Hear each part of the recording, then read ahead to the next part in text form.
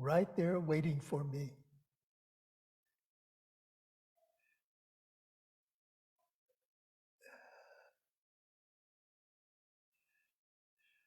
Welcome to our gathering this morning as we continue with our theme for the month of February, Divine Discomfort.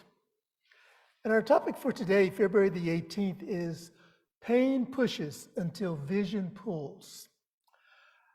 I remember that I first heard this phrase when I was in ministerial school. It was in one of those sessions where we were sharing the various aspects and elements of our journey that had brought us to the point where we finally said yes to the call to ministry. And I remember one of my classmates saying, I was in that place where pain pushed until the vision pulled. And they shared their story of surrender and saying yes. And it resonated with my own story of surrender and saying yes. And so a little bit of an overview for today. Pain acts as a pushing force, compelling us to address discomfort or challenges. Vision is a desired outcome that is the pulling force, inspiring us to move forward and to make a positive change in our life. So we have pain, if you can imagine, pain is behind us or it is within us, and it is pushing us to do something, to take action. And in our spiritual journey, we recognize that the vision, something bigger, something greater, is that which is pulling us. So pain and vision are actually working together rather than opposition to each other, although sometimes it may feel like that they're in opposition to each other. Sometimes it feels like, at least in my life, it feels like the pain or the experience that I'm going through is really compelling me to move in another direction. And the direction that I want to go in, it seems like the forces are pushing back, saying, not yet, not yet, not yet. You got a little bit more work to do. So we find ourselves in that dichotomy, if you will. And so recognizing the interplay between pain and vision, we can harness their combined influence to propel us into personal growth, resilience, and well-being. Pain and vision are our opportunity to experience the but test. Some of you may be familiar with the but test. When you get a heart-led urge to take a leap of faith, you have to pass the dreaded but test. But I'll get my bonus if I stay another year.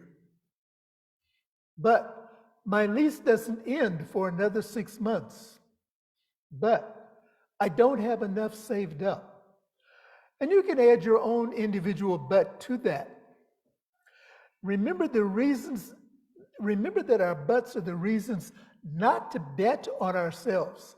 And they get louder and louder until we finally give in to the resistance and say, no, I'm taking a stand. I'm taking a stand and I'm let going of the but. And I remember in one of my past employment experiences, we did a writing example. And this whole writing class was on eliminating but, using the word but. And but has various meanings within the English language. But most oftenly in spiritual circles and sometimes in business circles, using the word but cancels out everything that had gone before it. And what follows it is what remains. So be careful in your own languaging, in your own writing, in your journaling. When you're using the word but, make sure that it's not canceling out what it is that your intention is, that it is enhancing it. And so we add our buts. And doing away with those buts requires a bold leap of faith. And no one has ever said, fortune favors the scared. Fortune does not favor the scared. At least we don't think so. From a science of mind and a New Thought perspective, Dr. Michael Beckwith offers this in his book, Spiritual Liberation. Suffering is a great awakener. Human beings go through excruciating circumstances. You will often hear individuals describe how their lives were changed for the better because of them, because of their excruciating circumstances. Suffering has its own gifts that are all different, but equally as valuable as the gifts that happiness gives us. So within our suffering, there is this opportunity to experience a great awakening and to move out of that suffering, to allow that suffering to be that impetus that propels us into making a change. Physical or emotional pain can serve as a powerful catalyst for change and action. It can be a signal of something wrong or something we're facing or obstacles that need to be addressed. The role of vision for our desired outcome shapes our response to pain. Pain may initially push us, however, it is the vision of a better future or pursuit of our goals and aspirations that pulls us forward. So the goal line is always here. And that goal line is always inviting us to take one step, no matter how small that step is, just take one step. And sometimes we may take a step back, but as long as our intention is to keep moving forward, we're holding the vision and we're responding to that pull that offers us a brighter, whatever it is that we are desiring. Cultivating resilience and well-being gives us valuable insights into the interplay between pain and vision. Often the motivation provided by pain becomes a compelling vision that leads us to personal growth, increased resilience, and improved our overall well-being.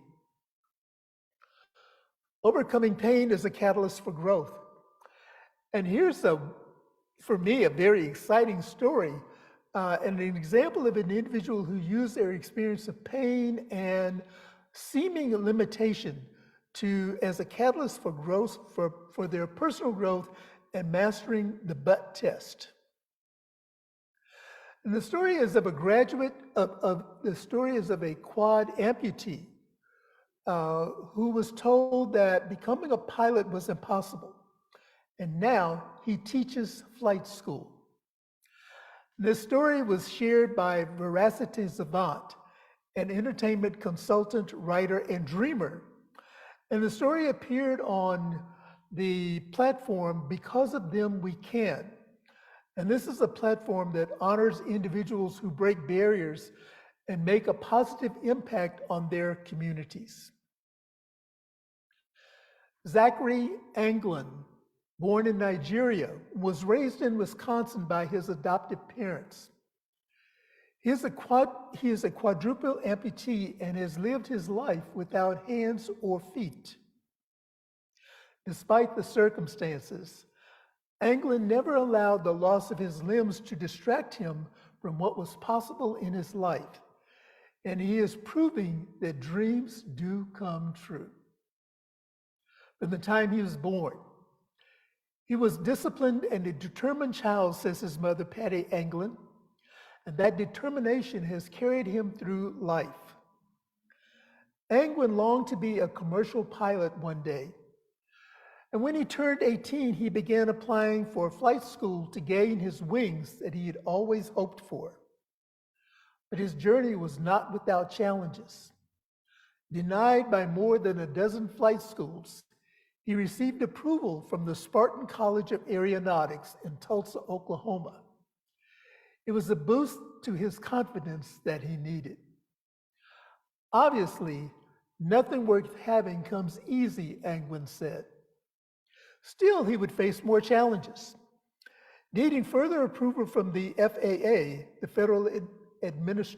Federal Aviation Administration, to begin his flying lessons, he was denied 5 times and eventually gave up. It was like, this is not for me. This is impossible to do, he said. His mother, Patty, however, would not allow him to stop, encouraging him to keep going when he thought it was over. I said, you can never succeed until you have learned to fail. You can never succeed until you have learned to fail. How many of us have had a person in our lives that have shared that with us? Keep pushing, keep pushing. The dream is always there. The dream is waiting for you. The dream is right there waiting for you all the time. You can never succeed until you have learned to fail. And that was what Angwin needed to hear again. He eventually called the FAA 200 times to press the matter until the administration finally agreed to clear him for takeoff. I think after 200 phone calls, I would be worn down also. An example of determination. No matter how many times it took, he was determined. He made the most of his chance to prove he could fly without wings. Angwin graduated from flying school and earned his FAA license in 2019. Now he is a flight instructor at Spartan, teaching the same course many said he would never be able to take. He sincerely hopes that others look at his story and know they should never give up on their dreams. Angwin said, "My story is not just for amputees. We all go through trials and tribulations. The word impossible is an illusion behind the word possible. The word impossible is an illusion behind the word possible." Having a clear vision of life is the essence of this story.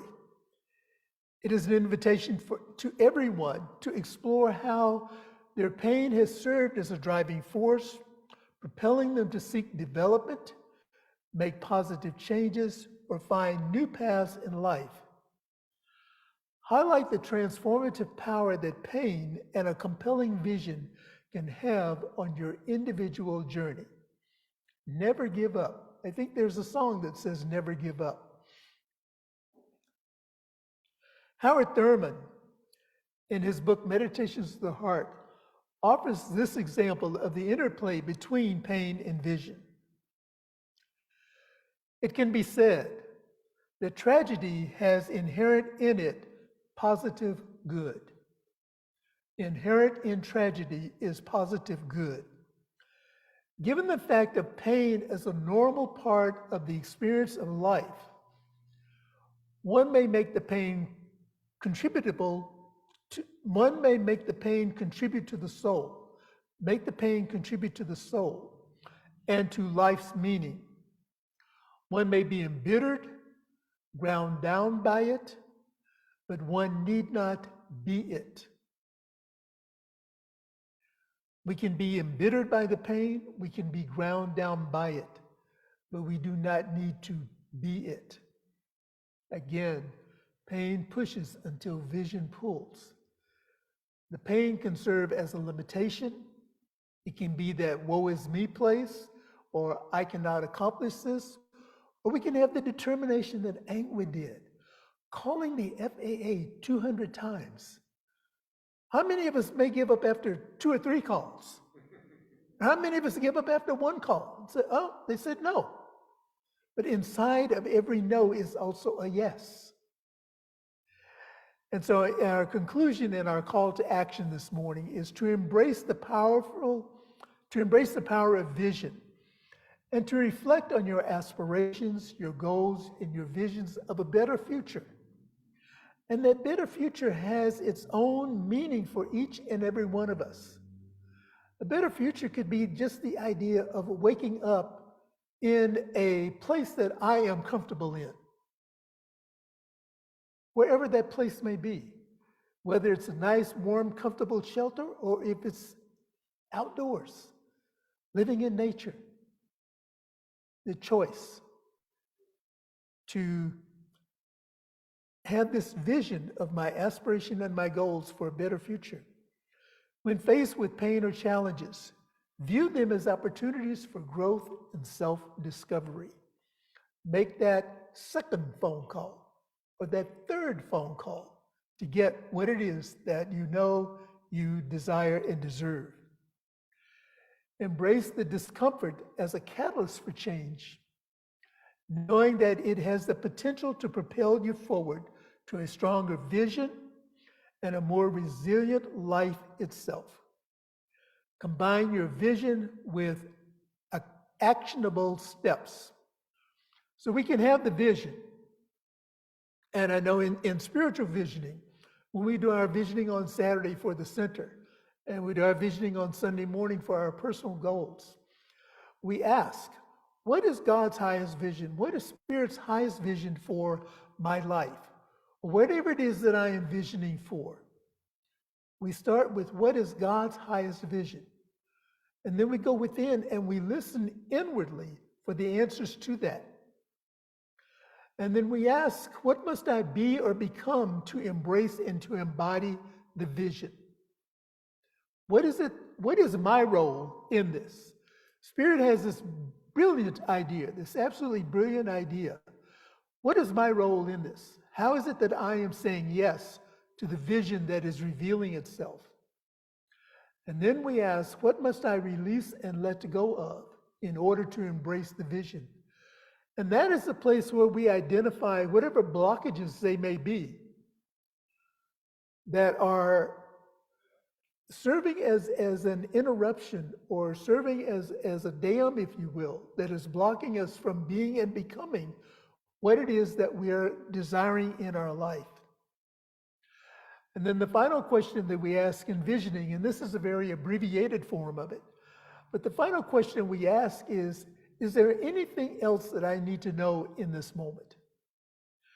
And this is where we are truly open to what Spirit is saying right now in this moment.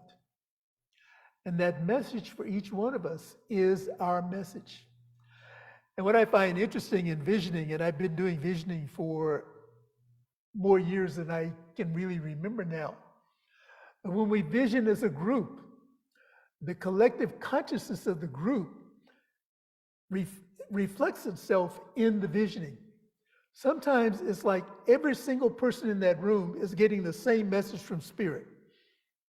Every person in that group is getting the same message, using different words, but there's so much clarity and there's so much similarity in what it is that we're saying. And there are other times when the vision reveals itself in different ways in different people, and yet there's a cohesiveness to it, even within the diversity of the revelations of the vision.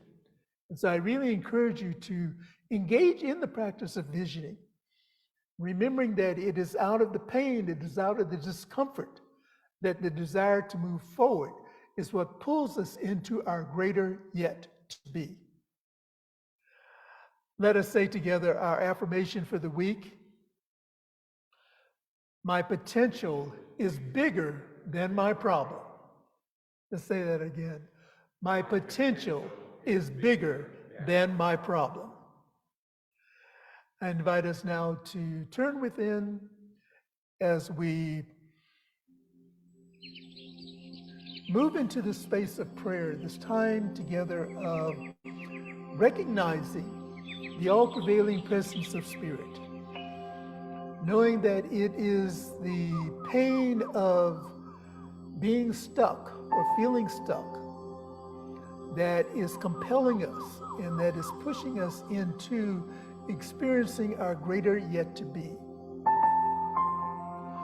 What I know to be true in this moment, right here and right now, is that there is one life, there is one power for good that prevails throughout the entire planet. And that I am an individual expression of this power. And each one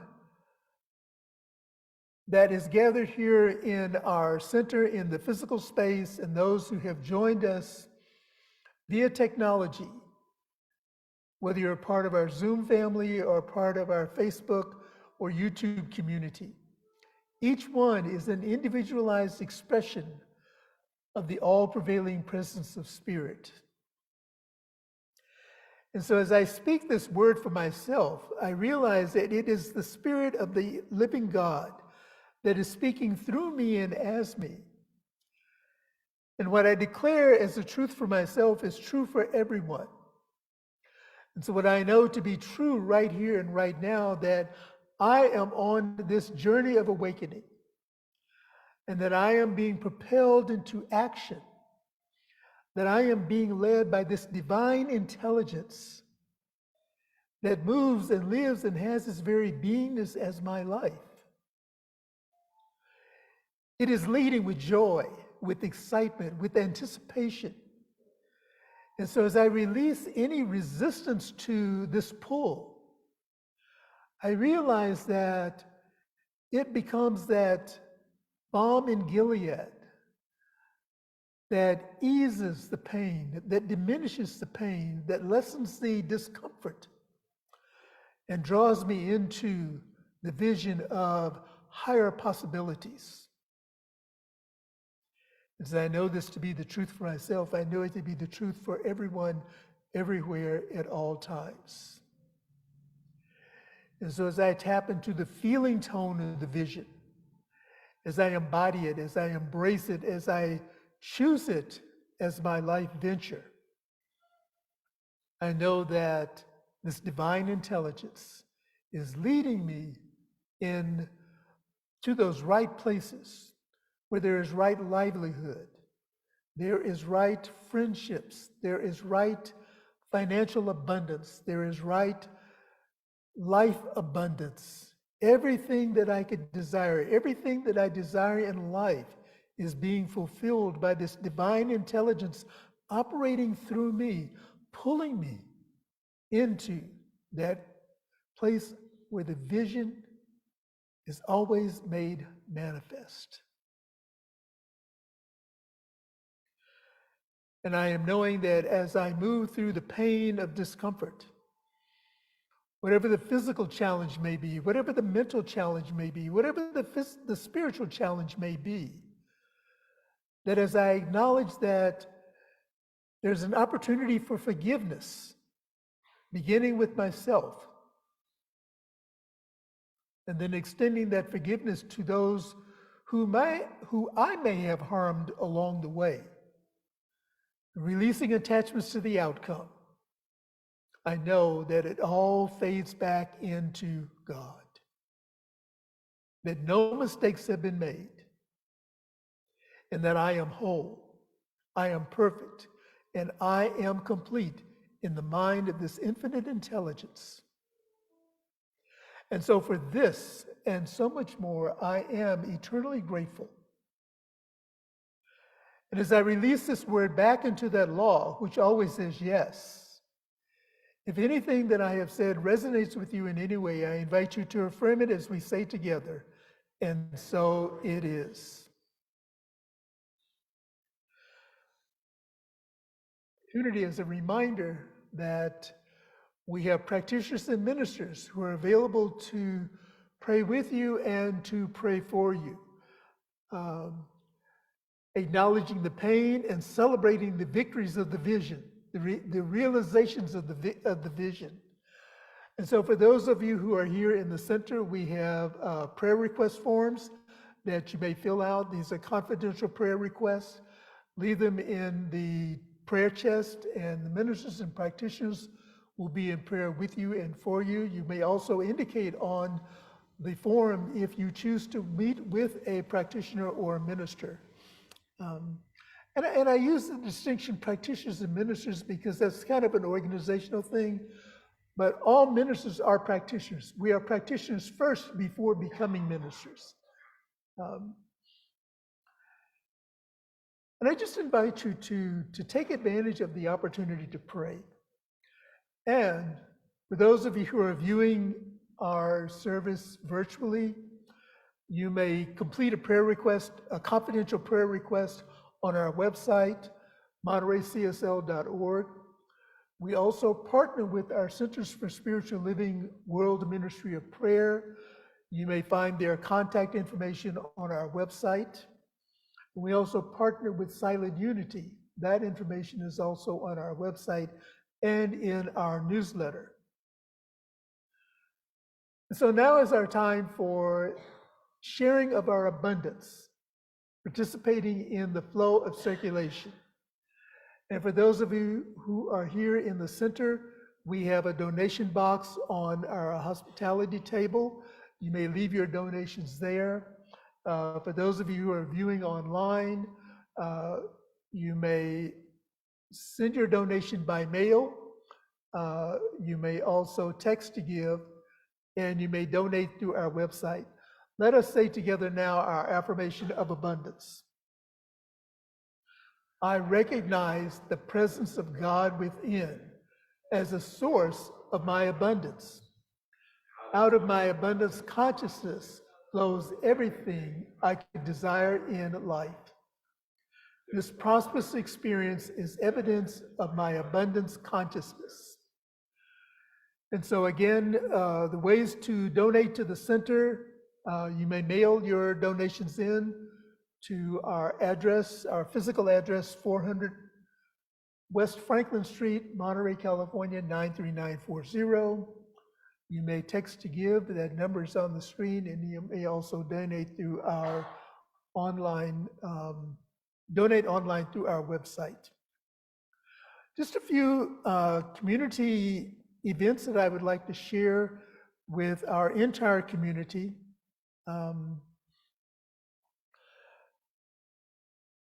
Our Center for Spiritual Living annual convention is taking place this week, beginning tomorrow through Thursday in Charleston, South Carolina. And as a delegate, I will be getting up at dark 100 because the conference is taking place Eastern time. And there are activities and events and information that is being broadcast starting at I think 9:30 their time, which is 6:30 or 7:30. No, I think they start at 9:30. Whatever the 3-hour difference is, I'll have it figured out by the end of the day. So just be in prayer for the for the individuals who are traveling, those who have already arrived, and those who are en route to the conference, knowing that this phenomenon known as weather is no barrier to the successful outcome of this experience. We're continuing to observe the Season for Nonviolence, and those dates are January 30 through April 4th. In our newsletter, there is a link to the daily affirmations if you would like to follow along. We've been sharing the affirmation for the day as our inspirational reading here at the center on Sundays. And you may follow that link and get the affirmations for the day. Our Infinite Possibilities class begins on February the 27th. That is a week from this coming Tuesday. And next Sunday, the facilitator, Suzanne Alexander, will be here in person to share with us a little bit about her background and what led her to becoming a trained facilitator for this course. Will give us a brief overview of the course and will be available following our celebration service to answer any questions that you may have in-house. The course is taking place online. It's a virtual class only, and we're opening it up to, or I'm sending an invitation to our Centers for Spiritual Living worldwide communities for participants to join if they have an interest. So we're anticipating a nice outcome. The class dates are February 27th, March 6th, and March 13th from 5:30 to 7:30, and the investment is $125. And also on next Sunday is our Spiritual Living Circle, Spiritual Living Discussion Circle, which is facilitated by practitioner Denise Kaku.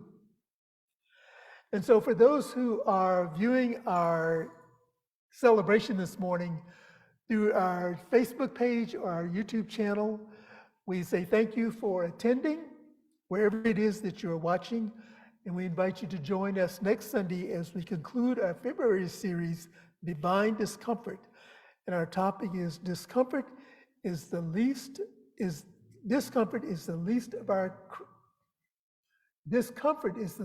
of our concerns.